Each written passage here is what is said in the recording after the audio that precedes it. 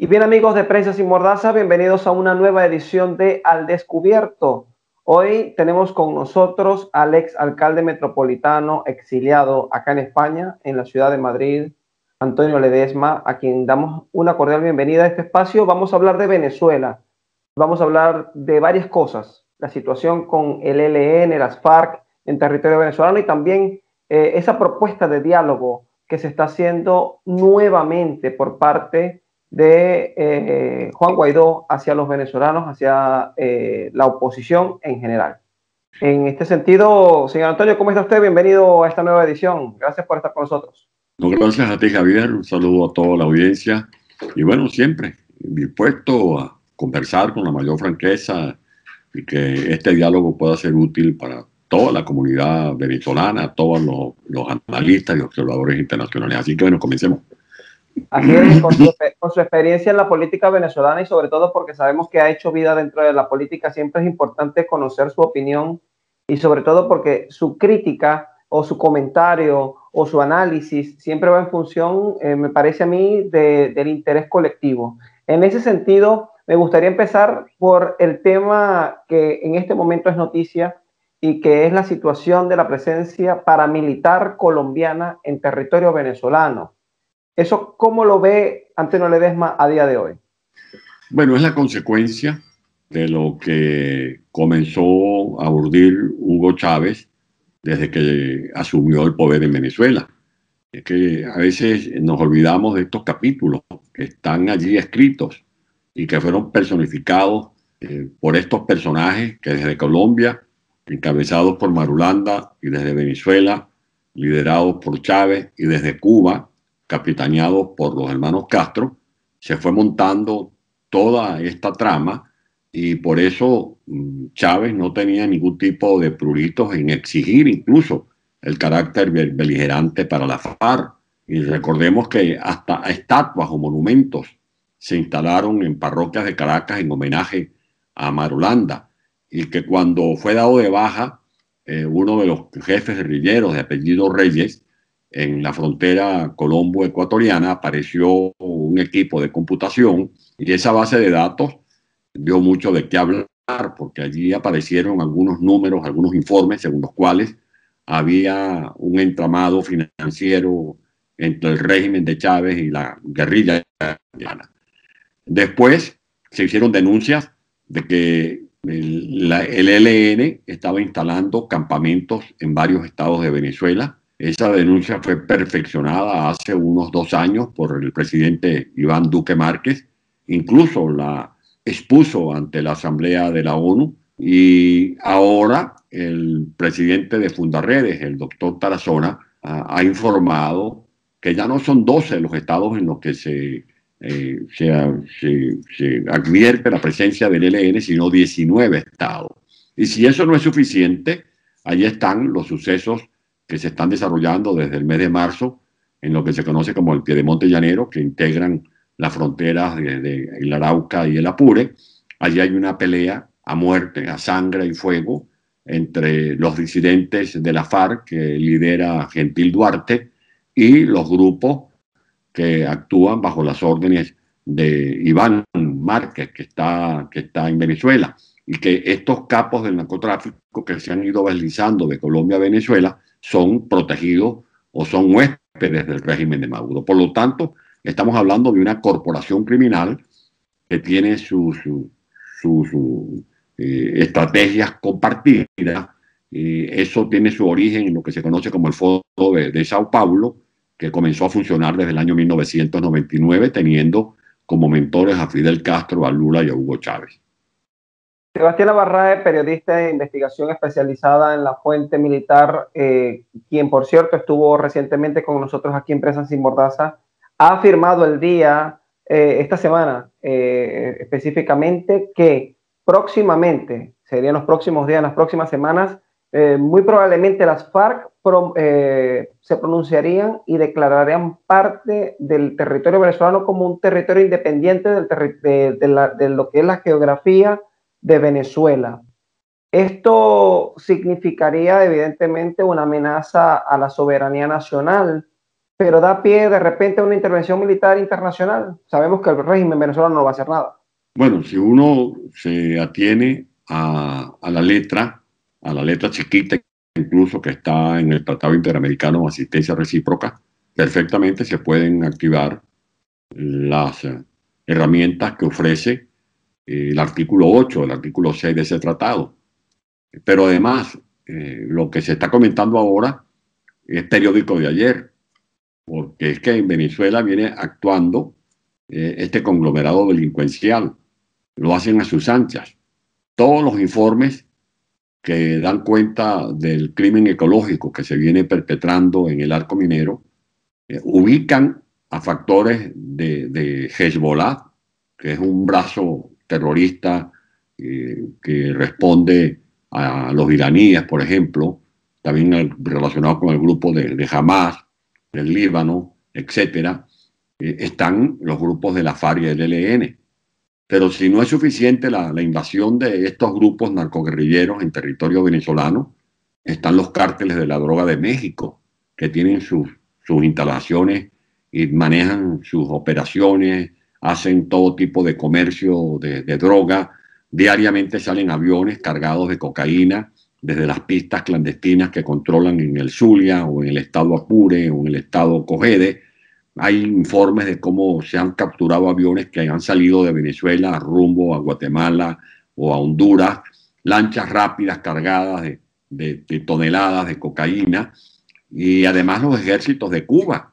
Eso no lo estoy diciendo yo, eso lo certificó el propio secretario general de la OEA, el doctor Luis Almagro, que habla de por lo menos 22.000 efectivos cubanos. Y si no son los efectivos cubanos, son los rusos. Hay 5 componentes vinculados a los rusos que están allí en ese eje del Arauca y de Apure. O sea, Venezuela está somalizada.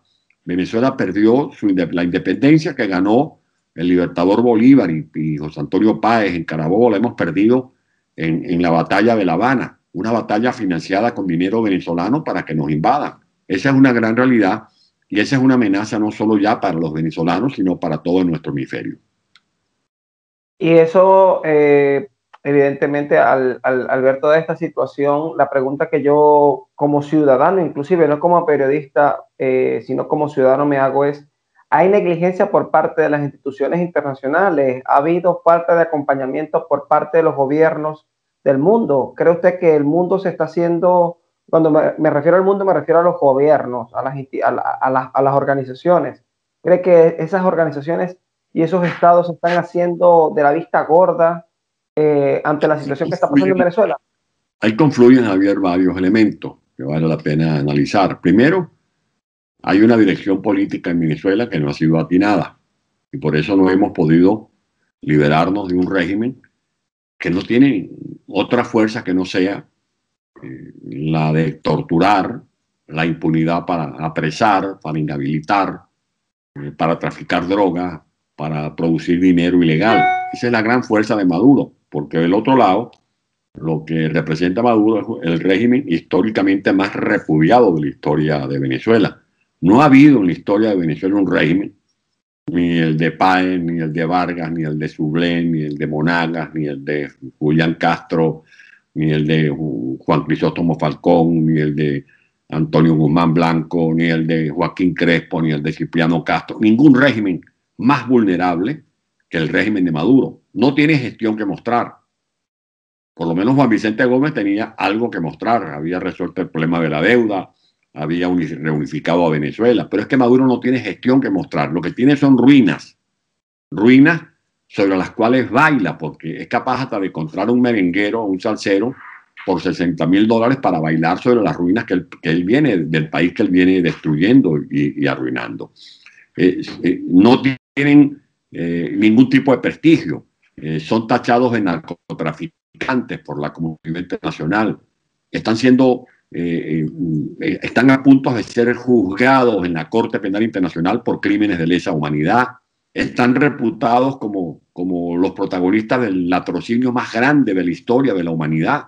Eso es lo que representa Maduro. ¿Por qué sigue allí Maduro? Porque se han cometido errores, porque a esos gobiernos del mundo que tú dices que si están descuidados o son irresponsables, se les ha dicho no se metan en Venezuela, que esto lo vamos a resolver con el movimiento del 30 de abril, que terminó siendo una chapuza.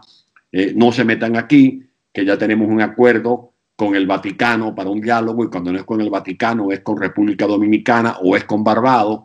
Y Guaidó cometió el gravísimo error de desmovilizar a la gente que estaba en las calles luchando por el cese de la usurpación para irse a instalar en una mesa de diálogo en Barbados, que duró más de 5 meses y que Maduro la usó para desmovilizar las protestas, como también había usado el diálogo del 10 de abril de 2014, cuando montó un maratón de televisión simplemente para desmovilizar a la ciudadanía. Igual como Chávez usó el diálogo del 2003 para ganar tiempo, un diálogo que estaba siendo moderado nada más y nada menos que por Jimmy Carter, el presidente de los Estados Unidos, y por el entonces secretario general de la OEA, el doctor César Gaviria. Por lo tanto, cuando se le dice a los aliados internacionales, no se metan aquí, que nosotros somos capaces de dialogar con Maduro y de hacer una negociación con factores de Maduro, o algo peor, de ir a elecciones regionales organizados por entes que nosotros hemos dicho que son ilegales y confrontándonos electoralmente con personajes que nosotros hemos dicho que son criminales de lesa humanidad. Eso es lo que confunde a la comunidad internacional. Por eso cuando algunos, con base a lo que existe en la ONU, como es por ejemplo el concepto de responsabilidad de proteger, o con base al tratado actualizado de la OEA, que tiene que ver con el Tratado Interamericano de Asistencia Recíproca, nos dicen que nosotros lo que estamos planteando es realismo mágico. Lo que tienen que saber los gobiernos de nuestro hemisferio, lo que sí no es realismo mágico, es lo que se está montando en América Latina.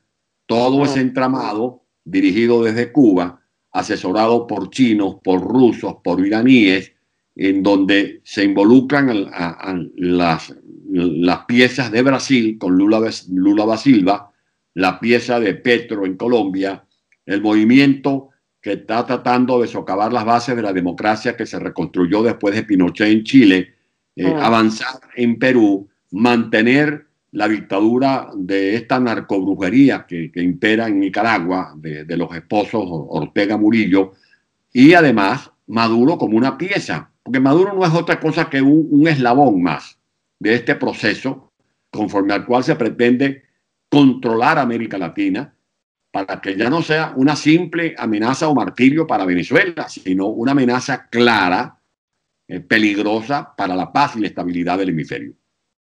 Señor Antonio, después de ver todo lo que usted ha narrado y escuchar todo lo que nos ha contado, que es algo que los venezolanos de hoy por hoy conocen, entienden y manejan, aunque lo olvidan, aunque no lo recuerden en ocasiones, ¿cree usted que es conveniente ir nuevamente a diálogo?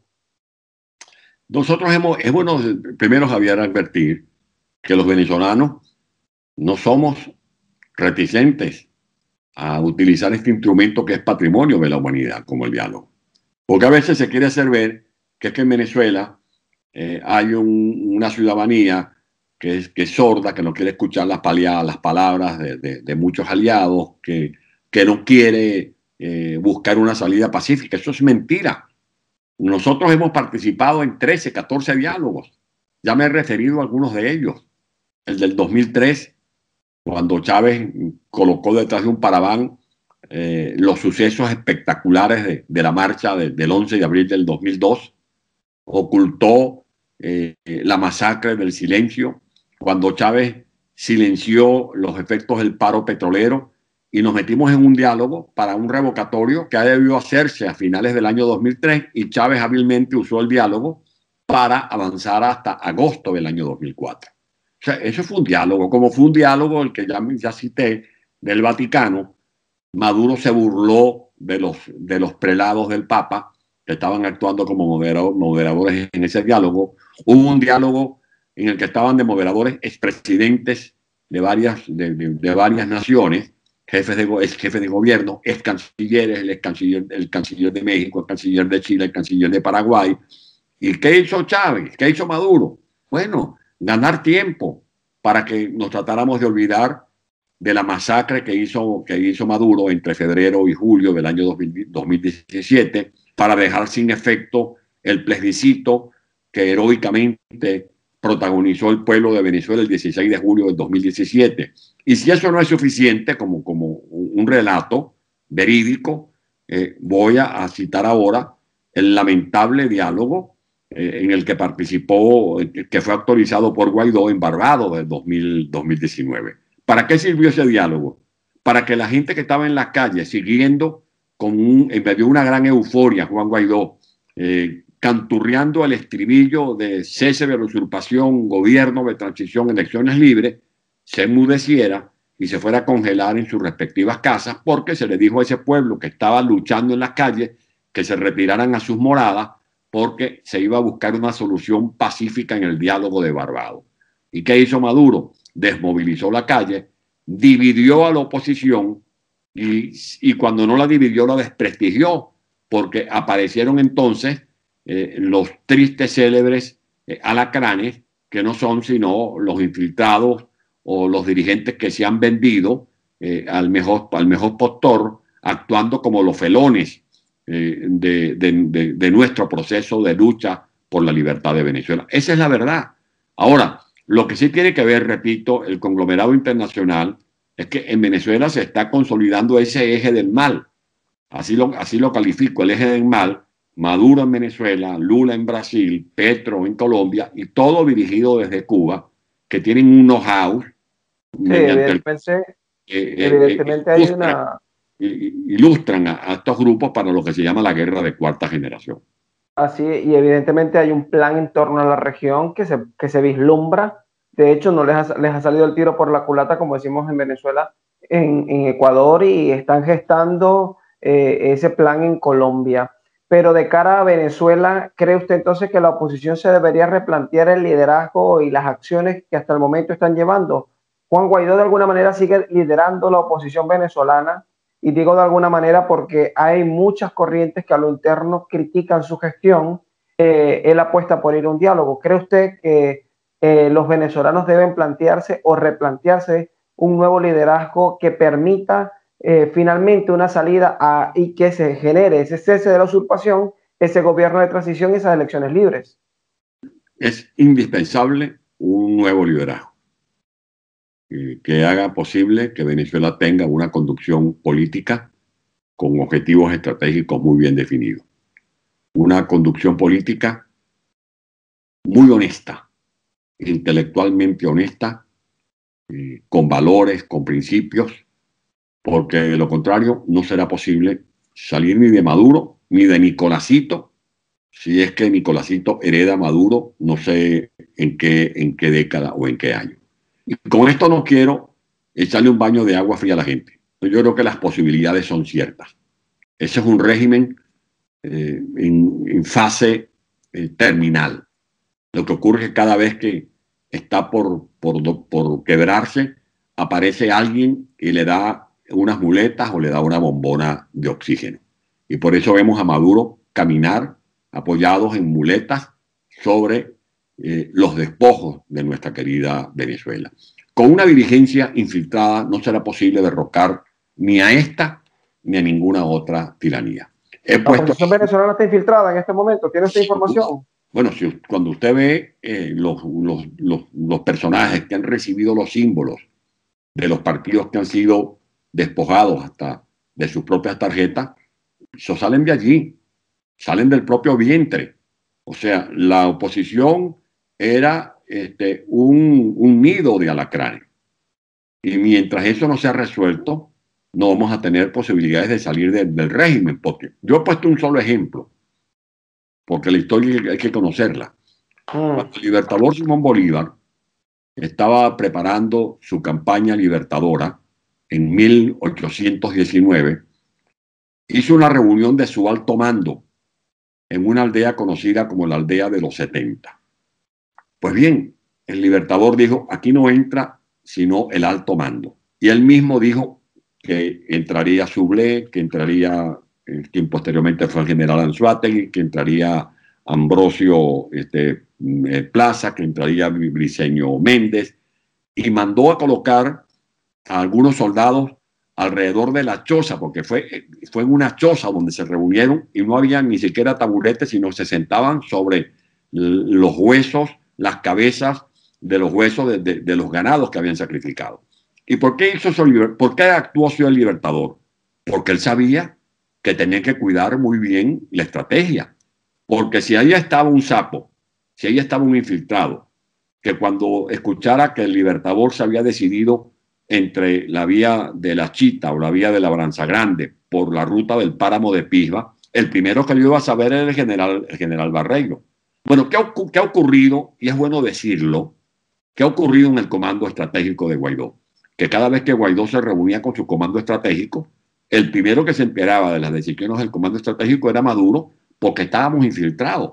Ahora, si eso no lo reconocemos, si no hacemos una autocrítica, si no hacemos una evaluación, no esperemos resultados diferentes, porque si va a seguir actuando el mismo comando, vamos a tener el mismo producto. Es como el que siembra papa y se pone a llorar porque no cosecha zanahorias. Bueno, ¿cómo vas a cosechar zanahorias si estás sembrando papa?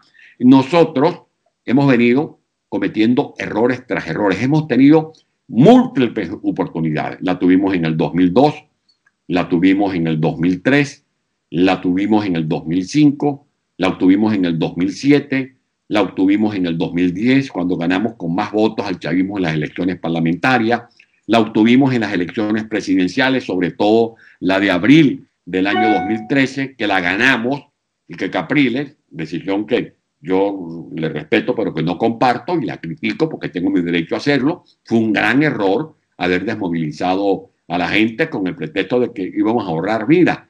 ¿Cuántos venezolanos han muerto desde ese 14, 15, 16 de abril de 2013, de 2013 hasta esta fecha?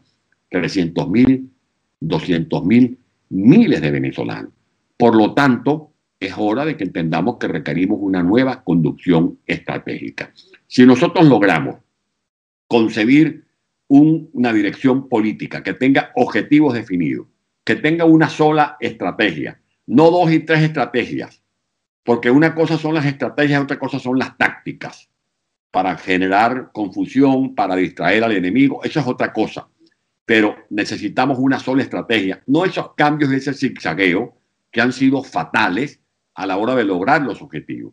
Fue fatal que nos metiéramos en esa chapuza del 30 de abril, fue fatal la puesta en escena a veces llamada Operación Gedeón, que estaba infiltrada por el gobierno desde que se estaba cocinando, fue fatal el diálogo de Barbados, por lo tanto, es indispensable que para poder movilizar las fuerzas internas y combinar ese poderío cívico interno con la millonaria diáspora que integran más de 6 millones de venezolanos y poder catalizar o canalizar o administrar mejor el inédito respaldo que hemos tenido de 60 gobiernos del mundo, necesitamos una nueva dirección política. Y en cuanto a Guaidó, el nombre lo dice, él es presidente interino. Eso está claro. Es distinto a ser presidente perpetuo. Él es presidente interino. Él tenía una misión y la misión era lograr el cese de la usurpación. No lo ha logrado porque Guaidó se dejó atrapar por un grupo que ha tenido una errática participación en la conducción del gobierno interino. Guaidó se aisló y convirtió el gobierno de todos en el gobierno de un grupito. Y eso ha sido nocivo para la lucha. Y eso es lo que ha aprovechado Maduro y es de lo que se sigue sirviendo Maduro. En ese sentido, y entendiendo que la oposición debe tener un nuevo liderazgo, ¿se propone usted como esa opción para liderar esa ruta? Yo no creo, yo no me voy a declarar como Mesías ni como el hombre a caballo, no. Yo soy uno más, uno que está dispuesto a colaborar con lo que soy, con la experiencia que tengo, con la voluntad que tengo de luchar, con los análisis que venimos haciendo, cuyos detalles no tengo por qué revelarlos, pero sí estamos trabajando con la finalidad de organizar desde afuera y con la lucha heroica que están dando miles de venezolanos dentro del territorio nacional, una estrategia conforme a la cual sea posible doblegar a esta tiranía. Y ya por último, porque el tiempo, como puede ver, se nos acaba, y me gustaría preguntarle qué mensaje le envía usted al gobierno interino, al presidente interino, a efectos de muchos países aún lo reconocen como tal, Juan Guaidó. Que siempre hay tiempo para rectificar. En segundo lugar, que se dejen ayudar. Y en tercer lugar, que tengan siempre en alto relieve el interés del país más que los proyectos de 2, 3 personas o de un grupo. Y bien, amigos, pues estas fueron parte de las declaraciones y de las opiniones y del análisis de Antonio Ledesma, alcalde metropolitano, que ha estado con nosotros el día de hoy, a quien agradezco su tiempo. Sé que ha hecho un espacio allí, nos ha permitido tener su opinión en esta tarde o en la hora que usted nos vea. Recuerda seguirnos en @Prensa Sin Mordaza en todas nuestras plataformas, visitar nuestra página web www.prensasinmordaza.com. ¿Y cómo consiguen Antonio Ledesma en redes sociales? Bueno, en @alcalde Ledesma, ese es en mi Twitter, y también está mi Instagram, Antonio Ledesma B, está mi Facebook también, allá estamos a la orden. Y muy pronto aspiro, Javier, a hablar contigo de mi nuevo libro, que se titula ¿De dónde venimos y hacia dónde vamos? Y sobre Aquí todo, lo esperamos. como es un libro para gente joven como tú, muy bien, gente joven como la que me está escuchando, para cualquier venezolano, pero especialmente es una ofrenda a los jóvenes de Venezuela. Allí hablo de la historia para que sepamos de dónde venimos. Analizamos lo que ha sido la suerte de Venezuela bajo las tiranías, las dictaduras. Hacemos un contraste de la dictadura con los 40 años de democracia. Analizamos lo que ha sido este esperpento de 22 años de martirio para Venezuela de Chávez y Maduro. Allí demuestro que es falso que la crisis que tenemos en Venezuela de hidrocarburos, de gas, de electricidad, de alimentos, de salud, de infraestructura, es consecuencia de las sanciones, y estoy dispuesto a participar en cualquier debate para demostrar que las sanciones son personalizadas y que nada tienen que ver con el descalabro de PDVSA ni de las refinerías y con las expropiaciones de millones de hectáreas. Pero al final lo más importante es que me atrevo a presentar algunas propuestas para la Venezuela que viene. Bueno, ya nos contará en este programa que haremos para hablar sobre el libro, que estoy seguro tendrá muchas cosas interesantes y del cual espero inclusive recibir de su mano, que en lo que vaya a Madrid le aviso y nos tomamos un café. Maravilloso. Así nos despedimos. Que tengan un excelente fin de semana y nos vemos en una próxima edición.